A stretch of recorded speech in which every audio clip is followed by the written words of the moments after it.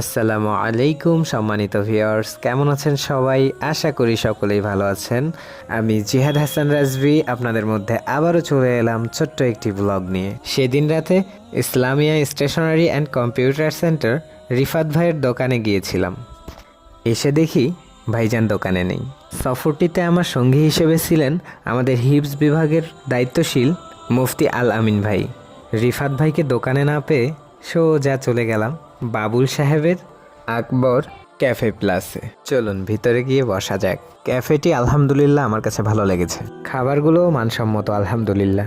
এরই মধ্যে আমাদের খাবারও এসে উপস্থিত হয়ে গেল। আমরা নিয়েছিলাম মোগলাই। ছোট্ট জায়গার মধ্যে বাচ্চাদের খেলাধুলার ব্যবস্থাও রয়েছে। রিফাত ভাইয়ের কল পেয়ে দোকানে উপস্থিত হয়ে গেলাম। ভাইয়ের কাছ থেকে আসলে আমরা বার্ষিক পরীক্ষার কোশ্চেনগুলো করলাম। ভাই তার বেস্ট কাজ আমাদেরকে দিয়েছেন আলহামদুলিল্লাহ। ভাইকে বিদায় জানিয়ে আবারও মাদ্রাসার উদ্দেশ্যে বেরিয়ে পড়লাম। এরপর হুজুরকে তেল দিলাম। আমি আবার সুযোগ পেলে কাউকে তেল দিতে ভুল করি না। রাস্তায় অতিরিক্ত কুয়াশা থাকার কারণে বাইকটি আমাকে চালাতে হলো। আজকে এই ঠান্ডার মধ্যে আমাকে দিয়ে গাড়ি চালানো হয়েছে, যেটা আমার জন্য খুবই কঠিন ছিল। আপনারা ভাবুন, আমার ব্লেজার ভিজে গেছে, আমার সাথে রীতিমতো জুলুম করা হয়েছে। আপনারা কি বলেন? সকলের কাছে দোয়া কামনা করে আজকের মতো বিদায় নিচ্ছি। আল্লাহ হাফেজ।